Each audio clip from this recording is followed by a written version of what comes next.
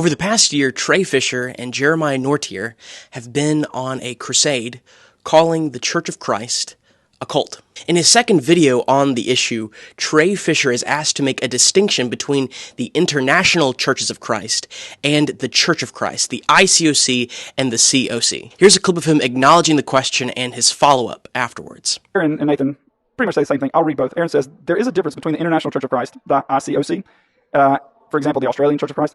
They're unaffiliated, but confusion is caused by the similarity in the names. Okay, so Nathan says, please be sure to make a distinction between the mainline Churches of Christ that came from the Stone Campbell Restoration Movement and the Boston Church of Christ, which is a cult. Okay, so Aaron Gallagher just emailed you saying the same thing, saying that, well, we're not the IOCC, you got to, International Church of Christ, ICOC. Well, here's the deal. I'm going to put there's going to be a link on this episode when you post it where people can go to and see the just deep history of the Church of Christ and the beginnings and the history of the Boston movement or the International Church of Christ. So I don't want to go too much in this. I want them to study for themselves, but I do want to address something here. I can't make a distinction between the Church of Christ and the Boston movement or the International Church of Christ because it is the same thing. Their discipleship methods are different, okay? But I'll give you a little bit of history here. That Kip McCain is the one who started it, and he came from Crossroads Church of Christ in Gainesville, Florida. I had some old friends who came from that church. They were very close, but they came from that church, Crossroads Church of Christ. That's where the Boston movement started and came from. So their whole roots are from the Church of Christ. But the movement started because of their discipleship that they wanted to do at the University of Florida and how to reach people, and so they became very oppressive. And, I'll give you an example. I'll give you the website. You go and look at it, read it for yourself, study yourself. It's going to give you a huge history of the Church of Christ that leads down into the Boston movement, International Church of Christ. So when you say make a distinction between the two, I can't. They came from it, and they share those fundamental things we're talking about. Fundamental beliefs, right? Everything, yeah. So, but their discipleship's different. It's a little bit more oppressive. You could argue. I wouldn't, but maybe just study yourself. But there's no distinction between their belief system as far as their core beliefs. Okay, baptism, regeneration, and all that. So, can't do it. I can't be honest with you and tell you that there's something different. It came and birthed out of the Church of Christ. So, did want to answer that one. Quite frankly, I find this to be appalling.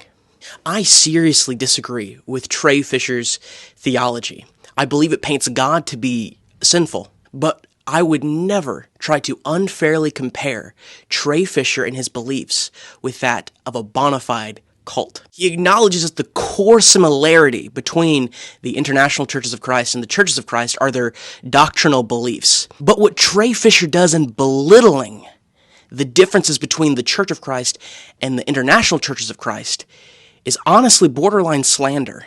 I want to play for you a clip, a bit of a lecture talking about the ICOC, but let me give you some background first. The lecturer is Dr. Jerry Jones. Now, Dr. Jerry Jones was the dean of the Bible department at Harding, which is a school associated with Churches of Christ. And after his tenure at Harding, he left to go join the International Churches of Christ.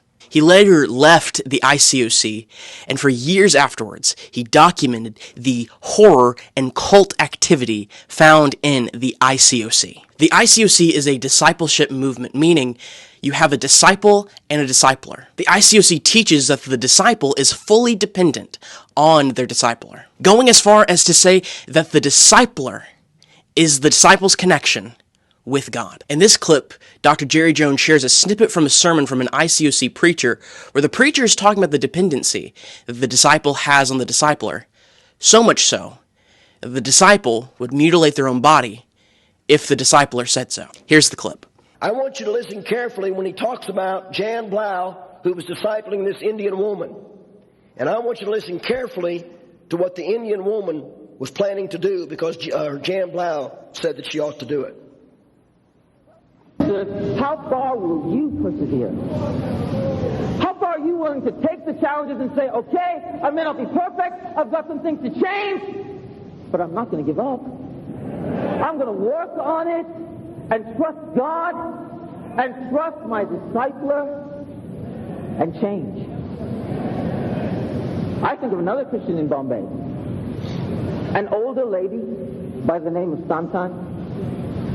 She's a poorer lady, and Jan Blau studied the Bible with her about a year ago. And Santan had the most wretched and miserable of lives.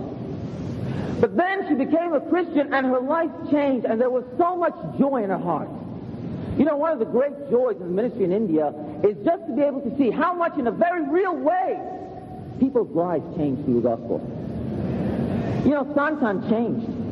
And Santan, from the very beginning, had the heart of the disciple. One day, Jan was sitting with her, and they were having a counseling appointment, and Jan was talking to her about dealing with some sin in her life. And Jan said, son, you've got to get more serious. You've got to get radical about dealing with this sin in your life. She turned to Mark 9:43. We all know the verse. If your hand calls you to sin, cut it off. If your eye calls you to sin, pluck it out.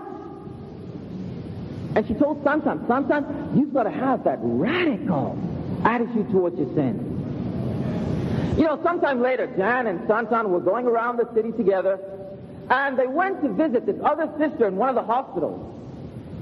And as they were waiting in the waiting room, Santan leaned over to Jan and said, Jan, so this is it, huh? And Jan said, what do you mean? And Santan said, this is it. This is time for the operation, isn't it? And Jan said, what operation? And it turned out that Santan thought that Jan had brought her to the hospital to have her eye plucked out. The amazing thing about that was that she was willing. If her disciples thought it was the right thing to have her eye plucked out. Now, brothers and sisters, obviously, I'm not... That was a Sunday morning sermon delivered in Boston, Massachusetts, the seminar before 13,000 people this past September.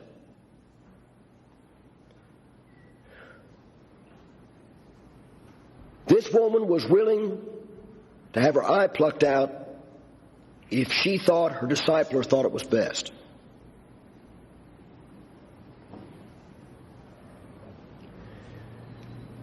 Now, brothers and sisters, if you don't see we don't have a problem, you might as well just go ahead and leave.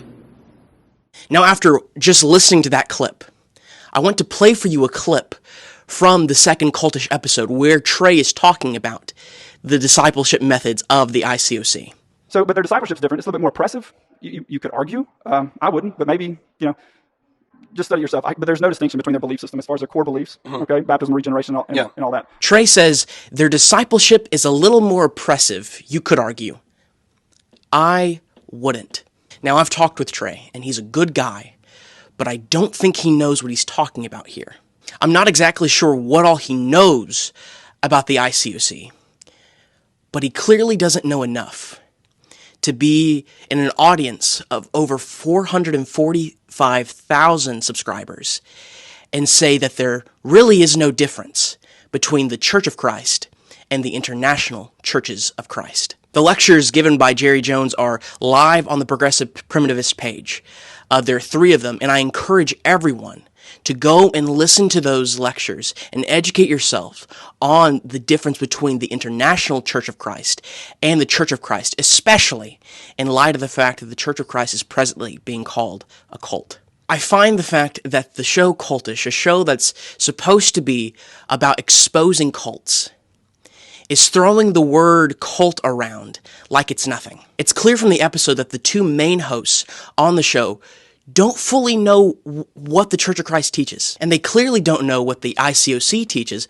Otherwise, I would have hoped they would have made a distinction live on air. Now, I'm not saying that there have not been churches of Christ that have been oppressive. Churches of Christ as undenominational churches claim full autonomy, meaning one Church of Christ is not like the other.